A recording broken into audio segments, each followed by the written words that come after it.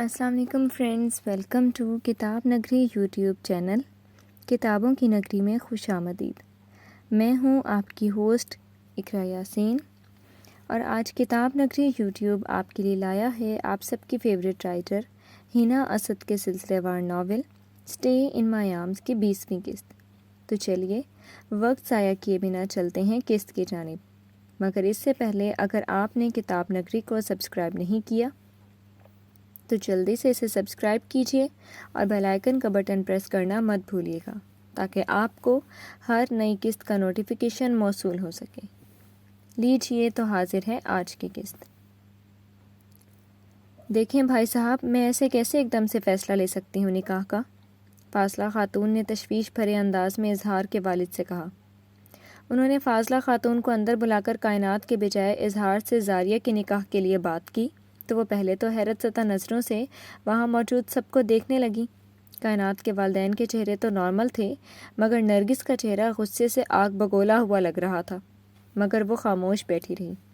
دیکھیں بہن، میں چاہتا تھا کہ جیسے آج نکاح کا دن مقرر کیا گیا تھا ویسے ہی نکاح ہو، لیکن زاریہ سے۔ آپ اظہار کو بچپن سے جانتی ہیں، آپ کے سامنے پلا بڑا ہے، اچھی جاب پر ہے، پھر کیا مسئلہ ہے؟ جو بھی ہے آپ کھل کر بتائیں، بچوں کی زندگی کا سوال ہے۔ مجھے کوئی اعتراض نہیں اس رشتے پر، لیکن ایک دم سے نکاح، میں اپنے خاندان والوں کو کیا جواب دوں گی؟ وہ مخمصے میں پھنسے ہوئے مضطرب لہجے میں بولی۔ آپ آج نکاح کروا دیں، جیسا کہ طے تھا کہ کل بارات اور رخصتی ہوگی تو کل ہی آپ اپنے خاندان والوں کو بلا لیجیے گا رخصتی پر، انہوں نے رسان سے سمجھایا۔ ٹھیک ہے، فاضلہ خاتون نے گہرا سانس لیتے ہوئے خود کو نارمل کیا۔ بعض دفعہ کچھ ایسا معجزہ ہو جاتا ہے کہ انسان یقین ہی نہیں کر پاتا کہ جو ناممکن تھا وہ کیسے ایک پل میں ممکن ہو گیا۔ کہاں وہ اپنی مردہ محبت کا لاشا اٹھائے پھر رہی تھی، اور کہاں ایک پل میں وہ اسی محبت کے نام لکھی جانے والی تھی۔ اسے تو یقین کرنا دو بھر ہو گیا تھا۔ وہ حیران تھی۔ اللہ اپنے محبوب بندوں کو آزماتا ہے، اللہ اپنے ان پیارے بندوں کو آزماتا ہے جن سے وہ محبت کرتا ہے۔ اللہ انہیں اپنے قریب لانے کے لیے انہیں آزماتا ہے، اور تم کہتے ہو صرف میں کیوں آزمایا جاتا ہوں؟ سب آزمائشیں میرے لیے ہی کیوں؟ کیونکہ وہ تمہیں خود سے دور نہیں کرنا چاہتا۔ وہ نہیں چاہتا کہ میرا کہ بندہ دنیا کے رنگوں میں کھو جائے، کہیں بھٹک جائے، اس لیے وہ تمہیں اپنی منزل تک پہنچانے کے لیے تمہیں ناممکن سے گزارتا ہے۔ وہ تمہیں صبر کا مطلب سکھاتا ہے۔ یقین رکھو اپنے رب پر، وہ تمہاری مانگی ہوئی دعاؤں پر کن فرمائے گا۔ تم بس قریب رہو اس کے، اس لیے بس وہ دینے میں وقت لگا رہا ہے۔ آج پروردگار نے اس کی دعاؤں کو کن کا درجہ عطا کر دیا تھا۔ بارگاہ خداوندی میں اس کی دعائیں قبول ہو گئی تھیں۔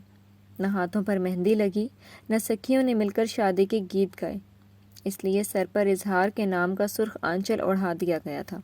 کچھ دیر میں دونوں طرف سے ایجاب و قبول کا مرحلہ طے ہوا تو چاروں اور مبارکباد کا شور اٹھ گیا۔ آج وہ دونوں لمبے عرصے اور آزمائشوں سے گزر کر ایک پاکیزہ رشتے میں بندھ گئے تھے۔ کئی لوگوں کے من میں سوالات تھے، مگر نرگس بیگم کا غسیلا چہرہ دیکھ کر کسی میں ہمت نہیں ہوئی اچانک سے دلہن بدل جانے کی وجہ پوچھنے کی، کیونکہ سب رشتہ دار اور محلے دار خواتین نرگس بیگم کے جلالی روپ سے بخوبی واقف تھیں۔ ایس کے کی آنکھیں کھلی تو صبح کی روشنی چہار سو پھیلی ہوئی تھی۔ اس نے نظر گھما کر اپنے شانے سے لگی عنایا کی طرف دیکھا، جو سوتی ہوئی بہت معصوم دکھائی دے رہی تھی۔ سانولا رنگ مگر پرکشش نقوش کی حامل وہ لڑکی جب جب اسے دیکھتا تھا دل نہ جانے کیوں اسے معاف کر دینے کے لیے اکساتا تھا، مگر وہ دل پر پہرے لگا دیتا تھا، کہیں اس کے جذبات اس کی انا پر بھاری نہ پڑ جائیں۔ نکاح کے بعد ایک انجانی کشش کے باعث وہ اس کی اور کھنچنے لگا تھا، لیکن دماغ اسے اتنی جلدی معاف کر دینے پر راضی نہیں تھا، اس لیے وہ گھر چھوڑ کر اس سے دور چلا گیا تھا۔ اسے لگ رہا تھا کہ اگر وہ مزید کچھ دنوں اس کے قریب رہا تو وہ لڑکی بازی جیت جائے گی، اسی لیے وہ میدان چھوڑ کر فرار ہو گیا تھا۔ لیکن اپنی ماں سے کتنا عرصہ دوری کاٹتا، بالآخر اسے واپس آنا ہی پڑا۔ بار بار قسمت انہیں ساتھ لے آتی تھی۔ جب جب وہ خود کو اس کی جگہ رکھ کر سوچتا تھا تو اسے لگتا تھا کہ واقعی اپنے بارے میں لوگوں کی طنزیاں باتیں سہنا آسان نہیں ہوگا۔ شاید وہ اس کی سفید رنگت اور پرسنالٹی سے متاثر ہوئی تھی، لیکن اگر وہ اس کی وقتی اٹریکشن تھی تو اب تک ختم ہو جانی چاہیے تھی۔ اسے میری بے رخی سہ کر اب تک تو واپس چلے جانا چاہیے تھا۔ تو کیا وہ واقعی مجھ سے محبت وہ اس کے چہرے کو ٹکٹکی باندھ کر دیکھتے ہوئے سوچ رہا تھا۔ رات کا ہی ایس کے کی ایک بازو کا حالہ اس کی کمر کے گرد تھا۔ اس کے شانے اور چہرے پر ایک تپش سی تھی۔ چھوڑ دو مجھے۔ اس نے آنکھیں کھول کر اس کی گرفت سے نکلنے کے لیے ہلکی سے مزاحمت کی تھی۔ کیا چاہتی ہو تم؟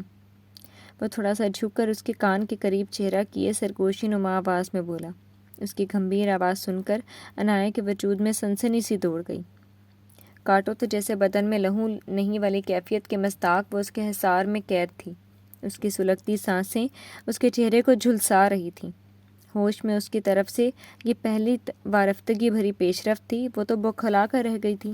اس کی قربت، اس کے مخصوص مہک، اس کی جان لبوں پر آ گئی تھی۔ بہت نڈر تھی نا تم؟ اب وہ بہادری کہاں گم ہو گئی؟ وہ بوجھل آواز میں بولا تو عنایہ سے مزید ایک بھی لمحہ اس کی قربت میں گزارنا محال ہو گیا تھا۔ وہ اس کا حصار توڑتی ہوئی پیچھے ہوئی اور گاڑی کا دروازہ کھول کر باہر نکلی۔ باہر نکلتے ہی اس نے گہرے سانس لیتے ہوئے خود کو نارمل کیا۔ دونوں کے درمیان جو چند فسوں خیز لمحات ٹھہرے تھے ان کا فسوں ٹوٹ چکا تھا۔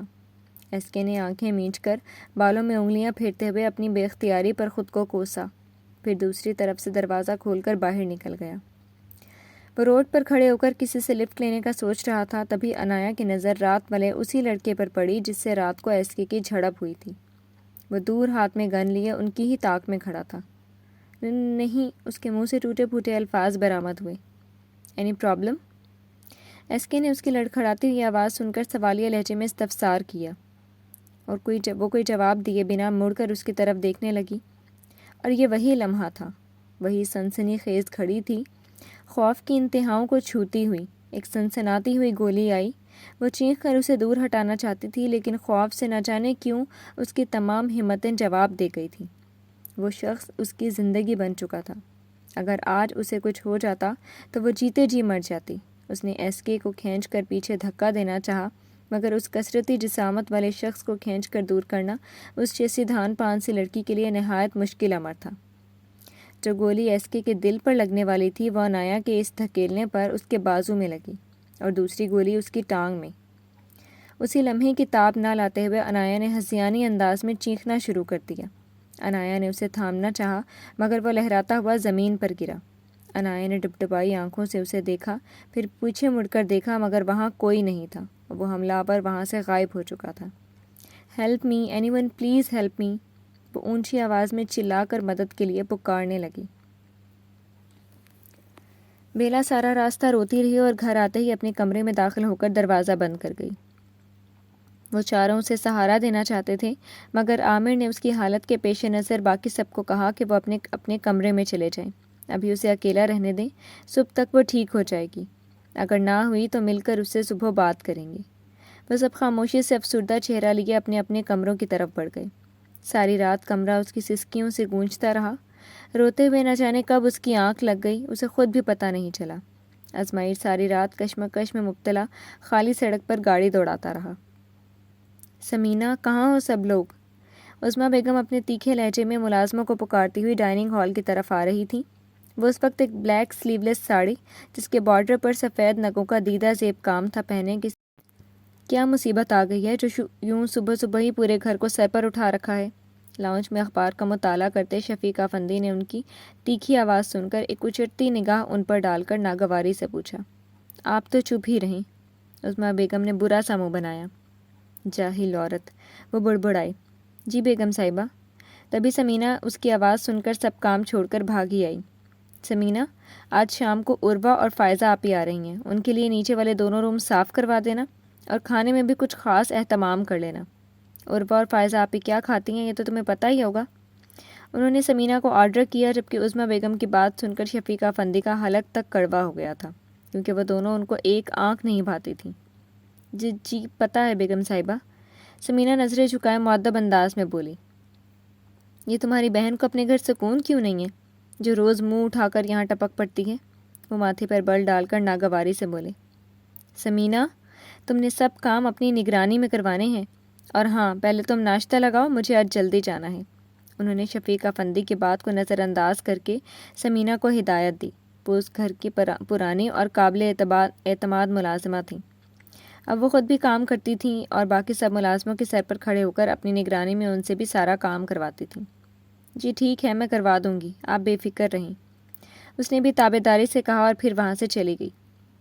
ہاں تو کیا کہہ رہے تھے آپ؟ اب بولیں۔ اب وہ ان کی طرف لڑاکا انداز میں متوجہ ہوئی۔ میں نے جو کہا ہے اس میں غلط ہی کیا ہے، تم بتاؤ۔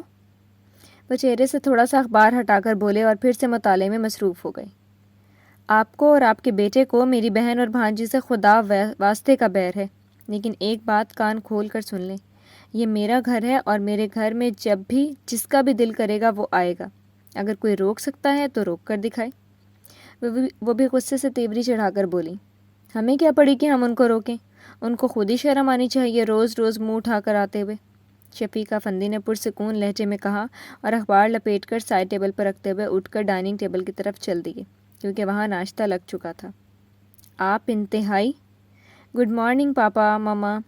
زبیر اور زنیرہ جو ڈائننگ ٹیبل کی طرف آ رہے تھے وہ شفیق افندی کی آخری بات سن کر ہنس دیے، اور پھر عظمیٰ بیگم کے بولنے سے پہلے ہی انہوں نے جھٹ سے یک زبان ہو کر گڈ مارننگ کہا۔ گڈ مارننگ بیٹا، شفیق افندی نے مسکرا کر جواب دیا اور جوس کا گلاس اٹھا کر لبوں سے لگا لیا، جبکہ عظمیٰ بیگم پیچ و تاب کھا کر خاموشی سے بریڈ پر مارجرین لگانے لگ گئیں۔ ایک دم سے ڈائننگ ہال میں مکمل خاموشی چھا گئی تھی۔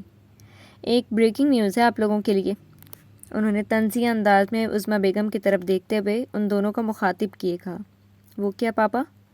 زبیر کو تجسس ہوا۔ تم لوگوں کی خالہ صاحبہ تشریف لا رہی ہیں، انہوں نے ان دونوں کو بھی اطلاع دی۔ ان دونوں ماں بیٹی کا ذکر سن کر زبیر کا موڈ بھی خراب ہو گیا تھا، لیکن اس نے کچھ ظاہر نہیں ہونے دیا۔ تو یہ کون سا نئی بات ہے پاپا؟ اس نے بیزار لہجے میں لاپرواہی سے کہا اور ناشتے میں مصروف ہو گیا، جبکہ عظمیٰ بیگم اس کے جواب پر کلس کر رہ گئیں، لیکن بولی کچھ نہیں۔ یہی بات میں نے بھی بولی ہے، اب کہ انہوں نے بھی سنجیدگی سے کہا۔ زبیر، تم عربا اور فائزہ آپی کو لینے ایئرپورٹ چلے جانا، جب وہ آئیں گی میں تمہیں کال کر دوں گی۔ عظمیٰ بیگم نے ان کی باتیں نظر انداز کر کے خاموشی سے ناشتہ کرتے زبیر کو مخاطب کر کے کہا۔ جی ٹھیک ہے ماما، اس نے فرما برداری سے جواب دیا۔ اوکے، اب میں چلتی ہوں، مجھے لیٹ ہو رہا ہے۔ وہ اپنی بات ختم کر کے وہاں سے اٹھ گئیں۔ آج وہ کافی خوش تھیں۔ زبیر نے تعصب سے ماں کی طرف دیکھا، جو اپنی بہن اور اس کی بیٹی عروا کے آنے پر اتنی زیادہ خوش ہو رہی تھیں جیسے کہ وہ پہلی بار آ رہی ہوں، جبکہ جو لوگ ان کے گھر میں موجود تھے ان کا حال تک پوچھنے کی انہوں نے کبھی زحمت نہیں کی تھی۔ فائزہ بیگم عظمیٰ کی کزن، بیسٹ فرینڈ اور کلاس فیلو تھیں۔ ان دونوں کے بچپن اور جوانی ایک ساتھ ہی گزرا تھا۔ شادی کے بعد فائزہ بیگم کراچی چلی گئی تھیں، لیکن پھر ایک بیٹی کے بعد ہی ان کے اپنے ہسبینڈ سے علیحدگی ہو گئی اور وہ اپنی اکلوتی بیٹی عروا کے ساتھ کراچی میں ہی رہنے لگ گئیں۔ بلکہ یوں کہنا زیادہ بہتر ہوگا کہ وہ دونوں اپنے گھر میں کم اور عظمیٰ بیگم کے ہاں زیادہ رہتی تھیں۔ ان دونوں نے وہاں بیوٹی سیلون اور بوتیک بنائی ہوئی تھی، جو عظمیٰ بیگم کے دیے ہوئے پیسوں سے ہی چل رہی تھی۔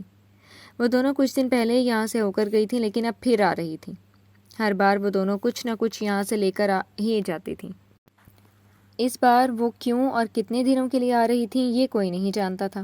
زبیر کو وہ دونوں ہی نہیں پسند تھی، اسے کوفت ہوتی تھی ان سے، لیکن عظمیٰ بیگم کو ان کے آنے سے بہت خوشی ہوتی تھی۔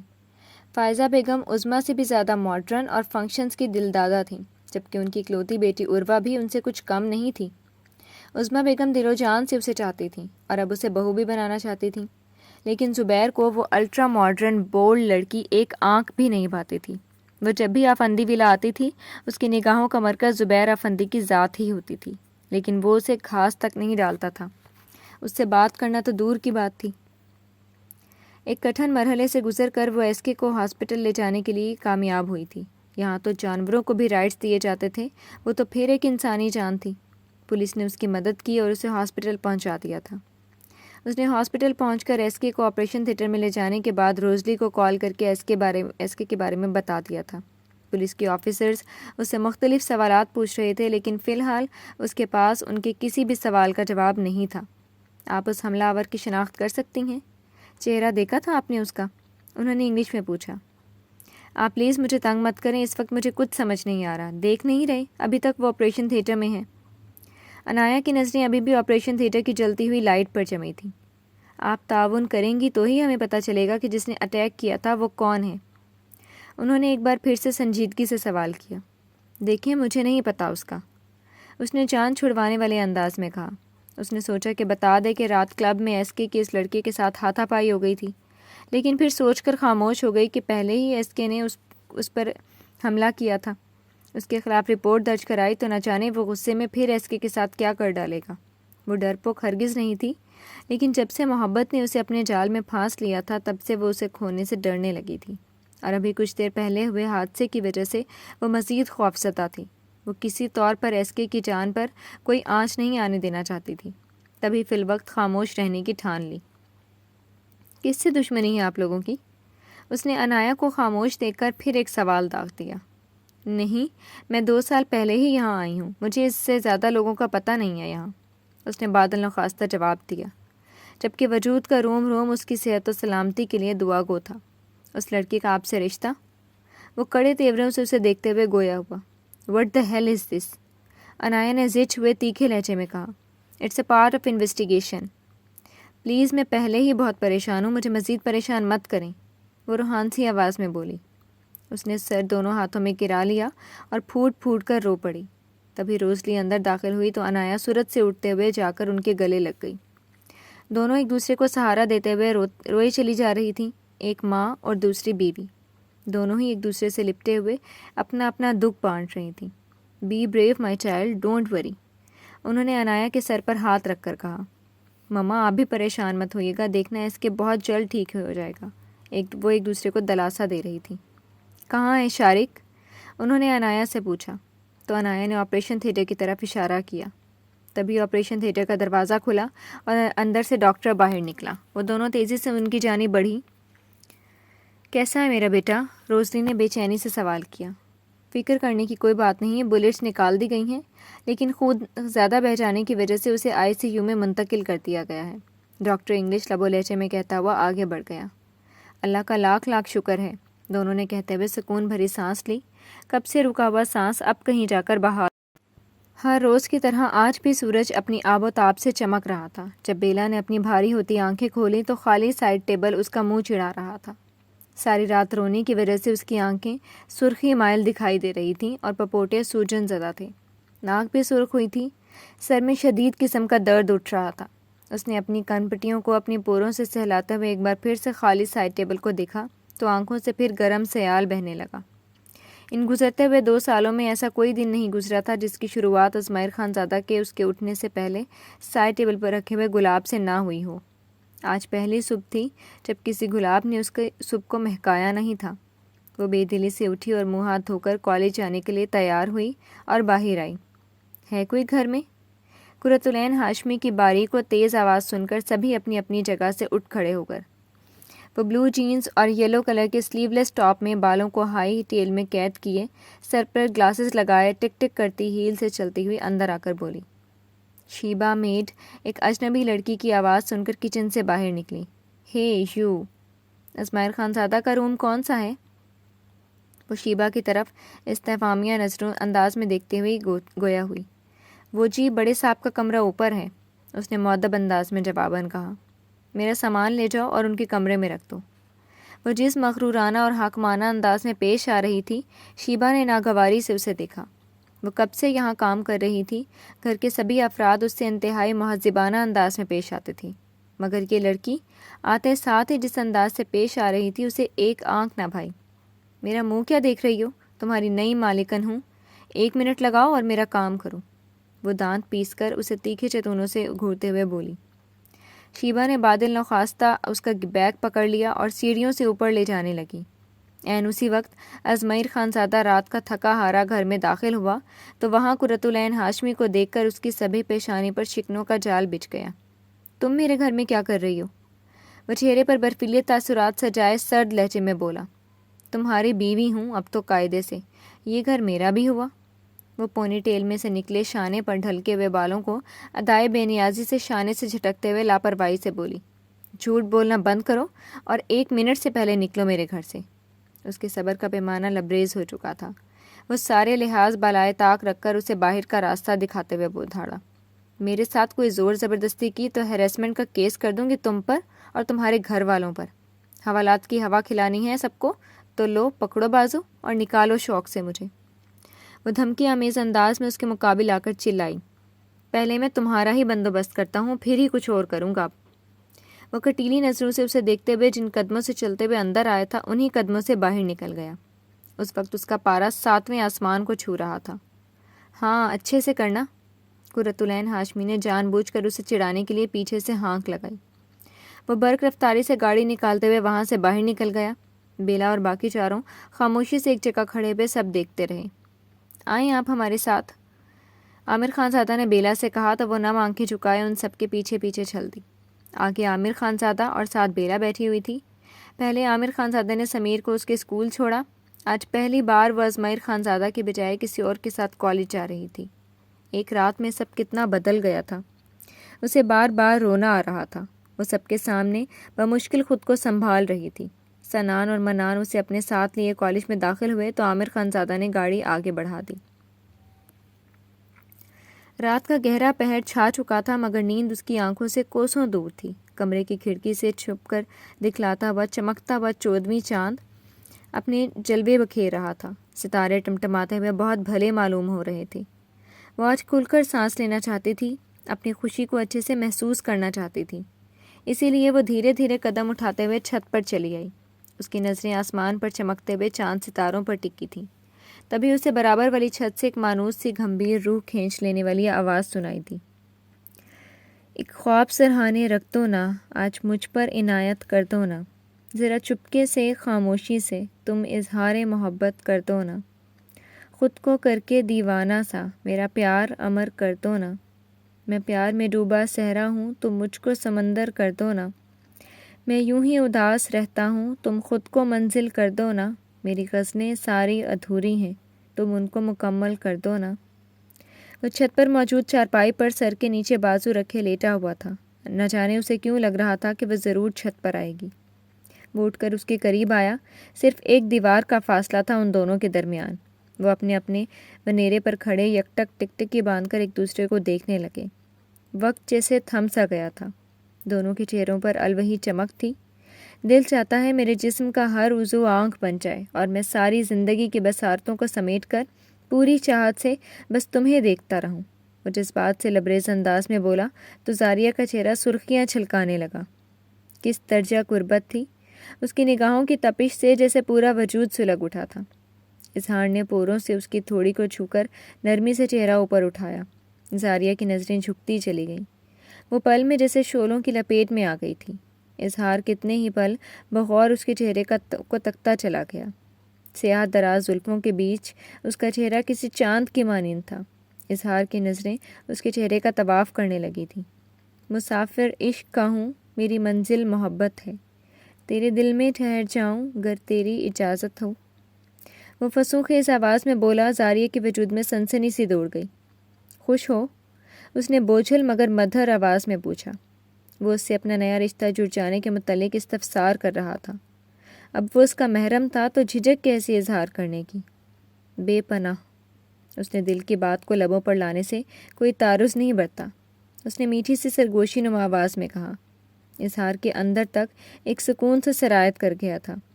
جانتی ہو کاملیت کیا ہے؟ اس نے زاریہ کے دونوں شانوں پہ ہاتھ رکھ کر استفسار کیا۔